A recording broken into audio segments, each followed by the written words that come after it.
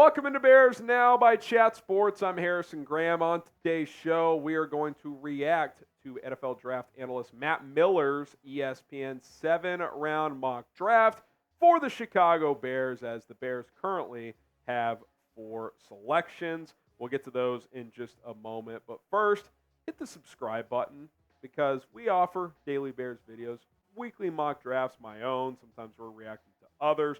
Other draft coverage as we are in Draft SZN. Might do a fan-led mock draft soon, so stay tuned for that. Road to 100K, baby. Trying to get to 100,000 subscribers. Help us out. Subscribe for free as you can be a part of the initial 100,000 here at Chicago Bears Now. All right, let's get to this ESPN Bears mock draft.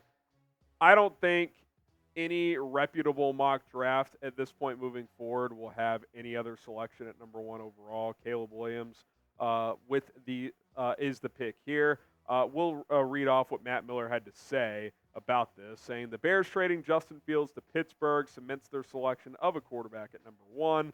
Williams is not only the best one in the class, but also the best of the past decade. The Bears have built a fantastic supporting cast, allowing Williams the chance to see instant success. He'll be a week 1 starter and could have a C.J. Stroud-like impact here. I do believe that Caleb Williams can be special, not only because of his ability, but believe it or not, because the Bears have actually done a damn good job of putting good infrastructure in place. The only thing that I question is keeping Matt Eberflus, but they got a good offensive staff, so you can't really harp that too much. Shane Waldron's here. You go out and get Thomas Brown. You get Chris Beatty, the old Chargers receivers coach. You get Keenan Allen. You already have DJ Moore. You have Cole Kmet. You have another top 10 pick. You had DeAndre Swift. Like, the Bears, for the first time, maybe ever, have put a rookie quarterback in a position to hit the ground running. C.J. Stroud did not have as much working for him on paper going into Houston as Caleb Williams will have here. Now, that doesn't mean Caleb Williams is going to be better than Stroud was last year, but I think it's possible. I think he's talented enough, and I think this team has enough talent to help him do it. So I'm excited about this. You should be excited about it. The Bears, for the first time in a while, have set up a quarterback to have immediate success in this league. Now, predict Caleb Williams' rookie stats. I'm talking completion percentage, touchdown, interceptions, passing yards, rushing yards. Like, give me 64.2% passing. We'll go 3,648 yards. It's just off the rip here. 24 touchdowns, 11 picks. And then I'll go 350 rushing yards, 5 more rushing touchdowns, and some fumbles in there. He'll definitely fumble some. But I think he'll have a really good rookie season. I'm not ready to declare him a 4,000-yard passer as a rookie, but I wouldn't completely rule it out either. So you go through these first 8 picks before the Bears select again, and it fell nicely. And you see this a lot in mocks with 2-3 being Daniels or May, regardless of order. How about Miller having Minnesota trading up to 3 with New England to take Drake May, J.J. McCarthy to Denver in a trade up with 4, so 2 big trades there. Chargers take Marvin Harrison Jr. at 5, Giants take Malik Neighbors at 6, Tennessee takes Joe Alt at 7, and then the Falcons get their hands on Dallas Turner at 8, which has been a pretty popular mock draft selection as well, as has Rome Odunze at number 9 to Chicago. This seems to be the most common pick for the Bears at 9 when you just look at these national mock drafts. You see Rome Odunze at 9 all the time because 4 quarterbacks are going to go. Typically, Joe Alt goes. The other 2 receivers go. And then usually Atlanta takes Dallas Turner. Now, we don't know how it's going to play out in real life, but I do think there's a scenario where you do get one of these top 3 receivers without trading up. Here's Matt Miller again saying, get your franchise quarterback at number 1 overall and find his new best friend at number 9. That's the model for the Bears in this draft if no trade back opportunities are attractive. Now, I would argue even if one of the receivers are there at 9, just don't trade back. Just take that player with that selection. And look, one of these top 3 receivers at 9, it is very hard to turn down. Like, the more I think about it and running through the different scenarios, like, I don't see how you trade down from it unless you just get blown away with the trade offer. Because, again, blue chip, blue chip, blue chip, help the quarterback, help the quarterback, help the quarterback. These top 3 receivers are blue chip prospects, and they all will help the quarterback. So it is kind of hard for me to sit here and say, yeah, I'd rather trade down than take Odunze. I don't know if I would, man. The guy's 6'3", runs in the mid-4.4s. He fights like hell for the football. He plays through contact. His contact balance is excellent. He's a big play machine. I mean, the guy did it all at Washington, and not just because of gimmicky like mismatches that he got. Like I said, he played through contact well. He ran a lot of different routes. So sure-handed too. Only 3 drops on 92 catches. So I like this guy a lot. I do think he's a touch behind Harrison Jr.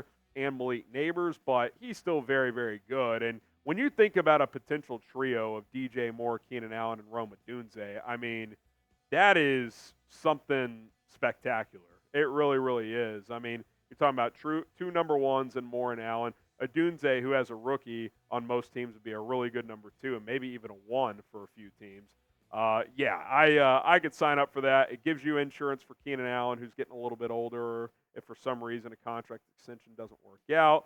And more importantly, it gives you another big-time weapon on your offense, which I think is something we should all be rooting for. If you want to go root for your favorite teams in person, well, go get your tickets with GameTime because, look, we're not going to call out any names, but a lot of online ticketing services are complicated. You can't figure out how to find your tickets once you purchase them. With GameTime, it's very easy. They tell you exactly what's going on. You can see your exact vantage point for whatever game you want to go to, whether it's at Wrigley Field, if you want to go watch the White Sox, the Bulls, or the Bears when football season comes around, the Blackhawks, if you want to go check out some action on the ice, go check it out. What GameTime specializes in, too, is last-minute ticket deals. They got flash sales, zone deals. They're always going to show you like what the best prices available are as well, which I really, really appreciate. And what I also appreciate is seeing exactly what my vantage point will be, especially if it's a stadium or a venue that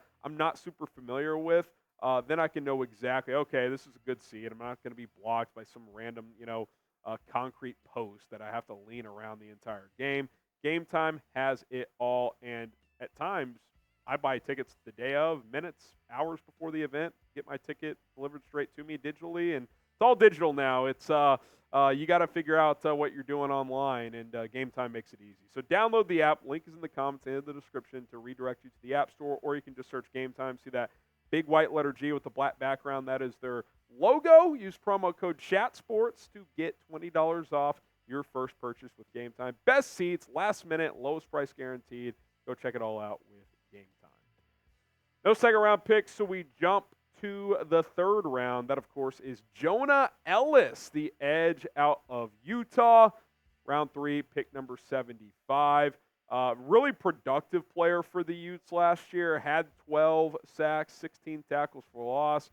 Got his paw on a few footballs as well with 3 breakups. Had a forced fumble also. And look, in a vacuum, you could argue that edge is a bigger need than receiver. I'm just kind of in the camp of if you can get one of those top 3 receivers, you do it, which is why I agree with that pick at 9 by Matt Miller. But yeah, make no mistake. Like opposite of Montez Sweat, you don't have like big time help. Now, I don't think Jonah Ellis is like a plug and play day 1 starter, but he's absolutely a guy that can rotate in. He's a little undersized for a 4-3 edge. He's 6'2", 248, but bring him in nickel dime packages. Be that third rusher and be a different looking pass rusher that could come into the game and give you more of a speed look coming off the edge. What is the Bears' bigger need right now? Wide receiver or edge? Again, if I'm just like looking at the entire roster, you could probably, especially for this next year, you could probably say edge. But Keenan Allen's older. You don't have a ton of depth at receiver, so you get one of those top dogs. That's the direction I'm going to go in. Love this pick here, by the way. Round 4, pick 122, Christian Mahogany, the guard out of Boston College. I think he's a top 3 or 4 guard in this class. If he falls to day 3, it's a home run. I think he could go in the 3rd round. Pretty good PFF grades last year, 75 overall. Pass blocking was good, so was the run blocking. Didn't give up a single sack, gave up just 7 hurries all season long. He plays with good power, and he's mobile. So he's kind of got the combination of both. You look at his relative athletic score here. The height and weight kind of checks out for what the Bears like. Not too bulky, someone who can move around, which all that green is for the athletic stuff. So he kind of checks those boxes. Pretty good arm length, too, for a guard as well. And look, when you think about this offensive line, yeah, Mahogany is probably not a day one starter. He would probably be your either first or second backup guard, but you got to think beyond 2024, especially with this offensive line on the interior. Tevin Jenkins and Nate Davis, there is a very real chance that at least one and potentially even both those guys are gone after this year. Now, I would like Tevin to be here long term, but he's got injury concerns. Maybe both sides can't come to an agreement. That makes sense. I think he's one guy for the Bears that you really can't afford to overpay on. Like, it's got to be something that's at least fair, if not a little team friendly, or at least some kind of incentive-laden deal with his injury history. Nate Davis, if he doesn't have a great year, you can get out of his deal pretty easily after 2024. Mahogany gives you a quality backup as a rookie and someone who I think is a plug-and-play starter in 2025 if one of those guys goes. Gives you more depth there, more insurance. I think in round 4, that's a very, very good pick for a guy that I think is worthy of going top 100 in this draft. So there you have it.